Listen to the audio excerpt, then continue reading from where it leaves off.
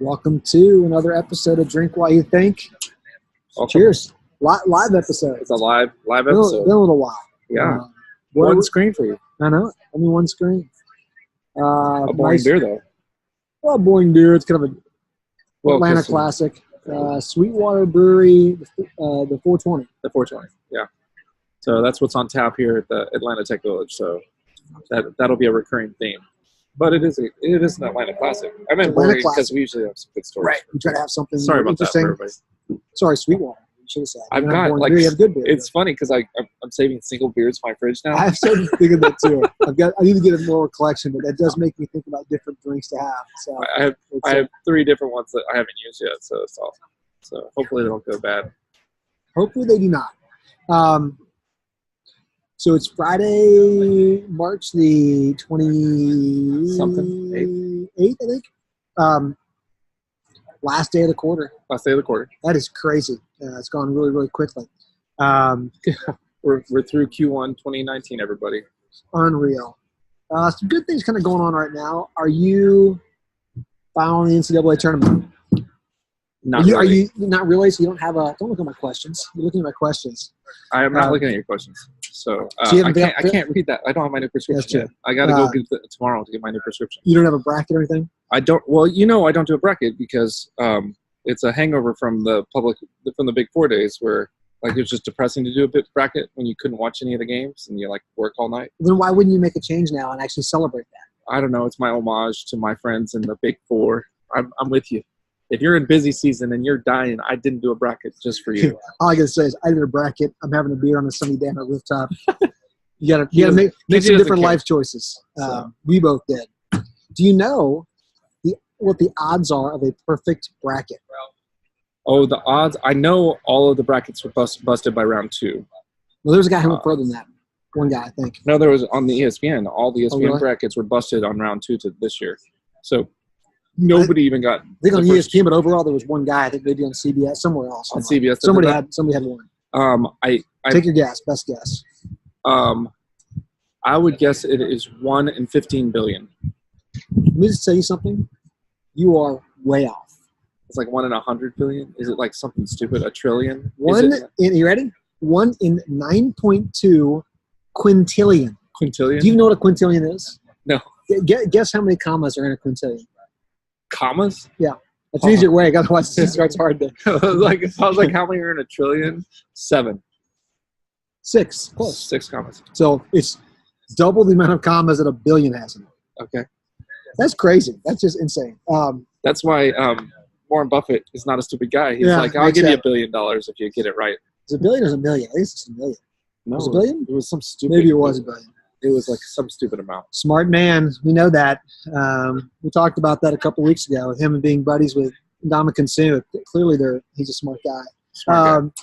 I'm doing pretty well in my pool right now. I'm doing okay. I've got last night, so we're halfway through the Sweet 16, and so they've got half of the teams in for the Elite 8. Yeah, I've got all 4 of them in.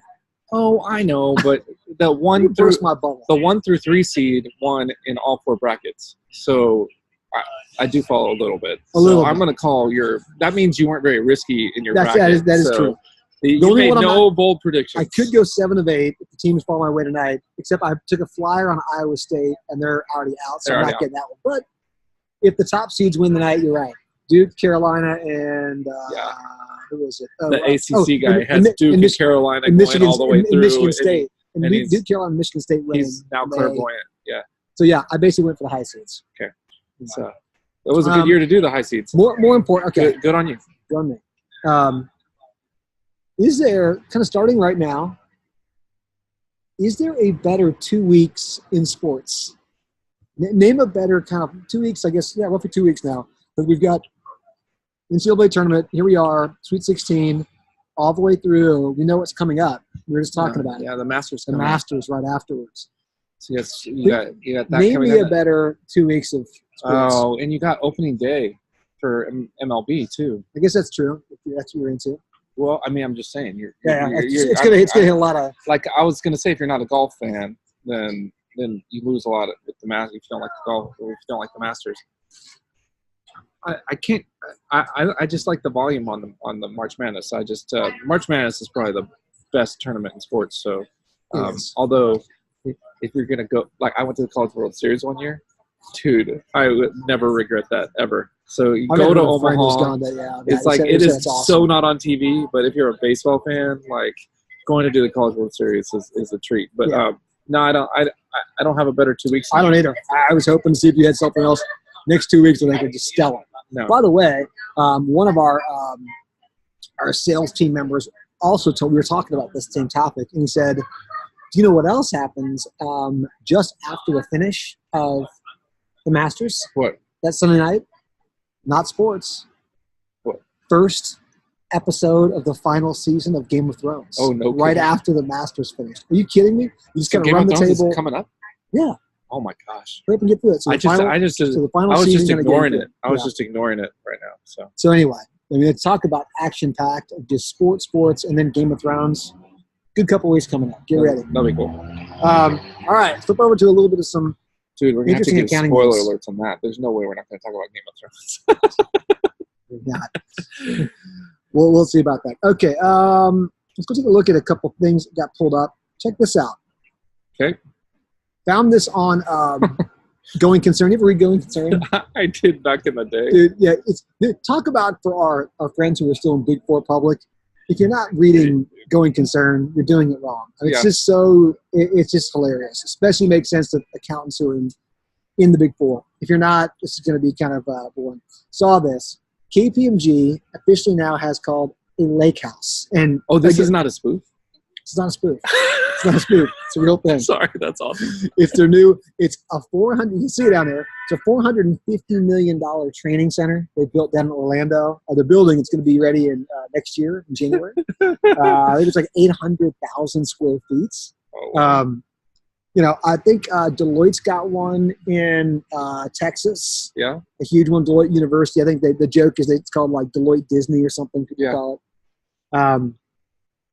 Did Ian Y have one when you were there? Yeah, man. We had this dump in Cleveland. It was a dump in Cleveland? Well, no, we say that affection. Right? We loved it. I mean, it was like, but it was like 1960s/70s retro. Yeah, we in Cleveland. Look at the video of this one. Outside of Cleveland, it's pretty funny. Yeah. It's kind of this cheesy video. Go to Going Concern and check it out. But I guess what's your take on? We also, being that we started with Arthur Anderson, you remember the original, original St. Charles. St. Charles, man. Shout out to all our old Arthur Anderson folks. Good idea, these things, or waste of dollars? It's $450 million is what they're. Oh, I think they're incredibly good ideas. Yeah. I don't know at the $450 million mark, but I mean, culture and bringing people together from all over the country to have more consistency and more consolidation of ideas and thought and cross-pollination of people, just getting to know people is just an underappreciated thing. I agree. I mean, it's hard now in the services business. We talk about in our business too, about getting everyone together and doing things. But it was wild. I remember, again, anyone who goes back to our old days of like Arthur Anderson, you can talk about your St. Charles stories. And yes, you were doing training and amazing things like that, learning about your new profession, but there was a lot of shenanigans. When I mean shenanigans, yes, I'm referring to drinking and partying. It was wild. Yeah, don't climb on the globe though. There was two rules I heard. Don't climb on the globe. There's a big globe out in front of the headquarters. They said if you climb the globe, you get fired. You're fired immediately. Or if you try to swim across the pond or the lake. To the there's like this golf hole. Yeah, if you try to swim across the pond, you get fired. So these weird things like, hey everyone, welcome to Arthur Anderson. You're heading to Chicago for 2 weeks to train. You're gonna have a great time. Just don't climb the globe and don't swim across the pond, and you won't get fired. Yeah, so we had that's where I learned the term CLM and CEM, career limiting move and career ending moves. So there were several CLMs that were below that, but the CEMs, the career ending moves, were the globe and the lake. Globe and the lake. Anyway, apparently that was KPMG. Now they have a lake house. Yeah. I'll keep it on the screen here. My next one is interesting question. I saw this in Yahoo Finance. Okay. So a little bit of kind of a trivia question for you here. They put out their best states to retire in. I'm just going to say it's a little bit near and dear to my heart. You heard a few weeks ago Matthew make fun of me because it was my birthday, and I received in the mail my AARP card. 46? That's freaking wrong. That's what it is. Anyway. So right. Anyway, So maybe it caught my eye because I'm a little bit more attuned to retirement these days. But so they did a list of the best states to retire. States to retire. So I'll give you, give me the ones that you think would be in the top 5. Colorado, Florida. Okay. Because you got your Colorado, you got to just because it's Colorado. By the way, I'll tell you this too. You're 100% right now. 100% on the top 5? Those are both in the top 5. Okay. Florida number 1. Colorado's number 3. Where would number 2 be? If I can get you, I'll give you 2 more chances to get any of them in there. This is going to be hard. This is going to be hard. I'm going to guess there is going to have to be a Northeast state in there. But I'm guessing it's something obscure like Vermont, but I hesitate to go there. No, Vermont. But I'll reserve one for the Northeast. I want to say Washington, Oregon. I'm going to go double up on both of those. Okay. Wrong on both parts. So here's the big funky one. It's going to be in the South. Dude, check this one out. You know what number 2 is? What? South Dakota. South Dakota? So here's how. That can't have been on numbers. here's how it was put together. All right. It was based on affordability. That's probably where South Dakota gets in there. Quality of life seems a little. I mean, I don't want to knock it. I've never been there. Dakota, so I've never been there. There you go.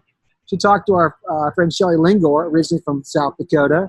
Affordability, quality of life, and healthcare. I guess things you need when you're in retirement. What else got in there? It has to be southern states, right? No? New Hampshire. I don't know. Kind of New Hampshire? I told you one of the Northeast states. And Virginia. So kind of southern. Virginia. Seems nice. Any guesses on worst? Oh, it's got to be California or New York, right? No, neither one of those. Worst states. Other than like where I wouldn't want to live. North Dakota. North Dakota. I love How bad would that have been? North Dakota is the worst in South Hawaii Dakota. would have to be tough because that's especially cost of living would be hard. No. You're missing out. Dude, hopefully it's not Georgia. It's not Georgia. We were 30th.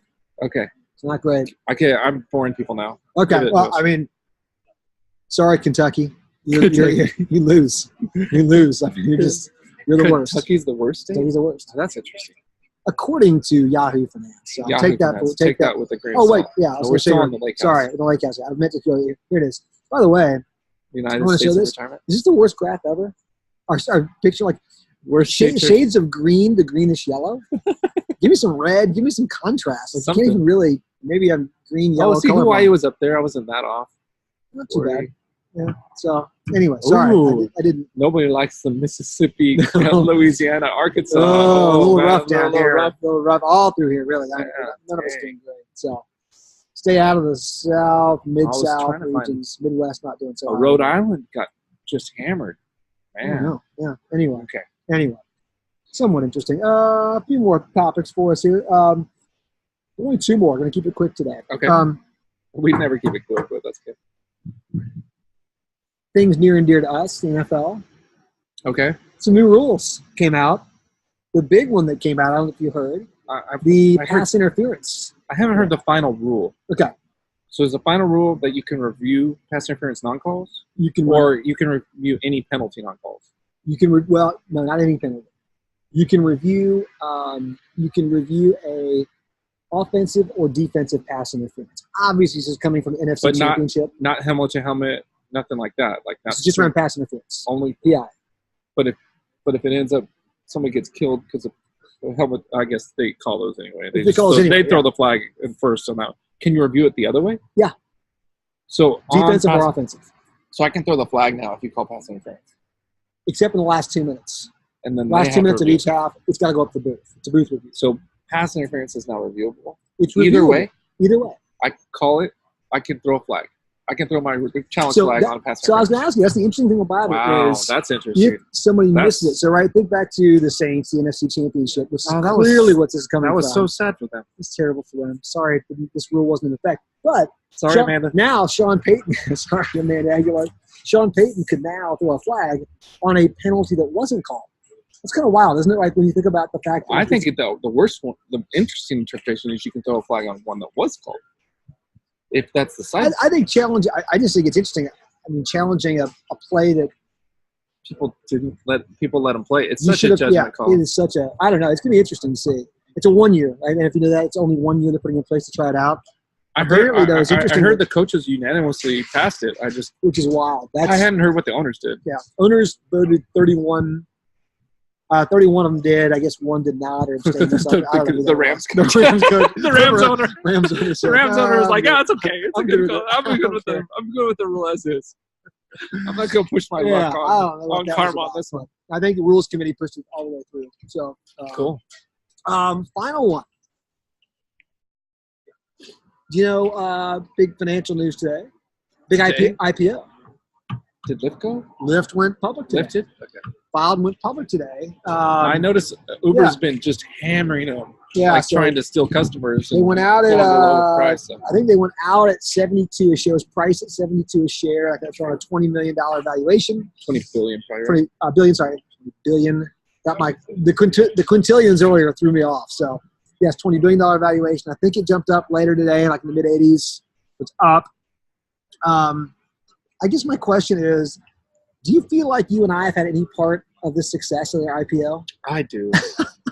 I do. We have contributed to Lyft's success. Tell our folks why. Well, I guess we've never talked about this. So Kenji and I, we're part of a car share program that kicked us out over Thanksgiving.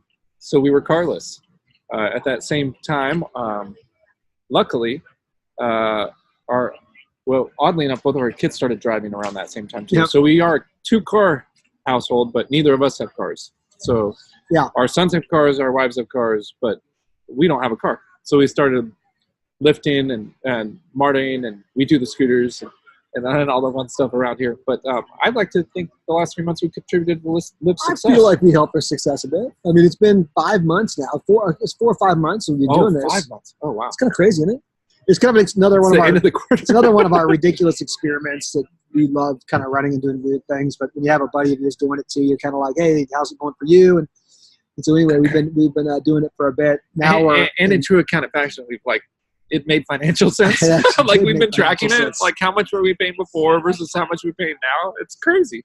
It's probably like for us the big difference is we're commuting using Lyft or Uber, using rideshare. For someone in San Francisco or New York, they're like, no big deal, right? I mean, here we are in Atlanta, fairly progressive city. I think most cities are pretty far behind on geographically dispersed city, though. Yeah. I mean, so it's not really, it doesn't lend well for mass transportation. So I guess in saying that, I will wrap up with this. What best, worst thing about commuting using rideshare? What's your best and worst? Best thing about rideshare or doing them. I like the train too. So, best thing. I started doing the podcast thing. Like I started listening to Blake and David's podcast on when I do MARTA. So that's kind of fun. You mention Blake and David every single episode. I don't know. Romance with those guys or something. That was kind of fun. So that was kind of fun. You started listening to podcasts. I started reading my journal of accounting again and listening to the podcast, which makes me the biggest dork on the planet. I understand. The worst part is I hate driving now. Like every time I do take the car and drive, I regret it. I just regret it, like completely. So I'm a little bit the opposite. Like I'll go with my worst is I like cars. I don't mind driving, but actually I listen to fewer podcasts now. And now I don't have public transportation up by me, so that may be part of it. But I also feel a little bit like guilty getting into a Uber or Lyft and just like, hey, I'm not going to talk to you. And so maybe I just need to get over that. But like when I was in my car, I listened to podcasts all the time. So I still do to some extent, but that's kind of down. On the good side is it is pretty good for multitasking. Like even though I'm not listening to podcasts as much, like I'm reading, getting work done. Like it's pretty nice just to kind of put your head down. Like it's crazy how fast the commute goes. Yeah. Even when you're in the middle of a commute, you just put your head down and don't even think about what's going on and work and get things done. So it is pretty nice for sure. Spring break next week. In Atlanta for our fans. I think we're going to try to do a very quick little spring break thing. What do you think? Sounds good. We don't want to do too much of it because we're spending time with the family, but I thought it'd be fun to each of us are going in different places, kind of very different places. So it'd be kind of fun to check in and hear how your trip's going. If I plan it, like we don't have a plan yet. Like we're hoping. This is very typical, a little different than me and Matthew. When we travel together, I am always the travel planner. And I actually love travel planning. I love to travel. He spring break officially starts here with our kids probably in about the next hour. Right. And he has no plans set yet. He has a general idea of what he's going to do. Me, I've got. Yeah, we might pivot. We'll figure it out. So I've already got plans laid out. They've been laid out for months. We're taking other kids with us along with our family. So we'll compare some notes, do a very quick drink while you think next week. That'll be fun when we catch up. In the meantime, thanks for joining us. I think you're supposed to say on these things, subscribe here, or I don't know if there's buttons. I don't know. Makiba, put the button here. Anyway, we're getting a little fancy with our stuff. Better editing. No, don't put it on Kenji. Put it here. Yeah. So subscribe now. And again, we're going to be reaching out to some more of our friends. So if you feel free to reach out to us too if you'd like to be on and just chit chat, have a drink. Take care, everyone. See ya. See ya.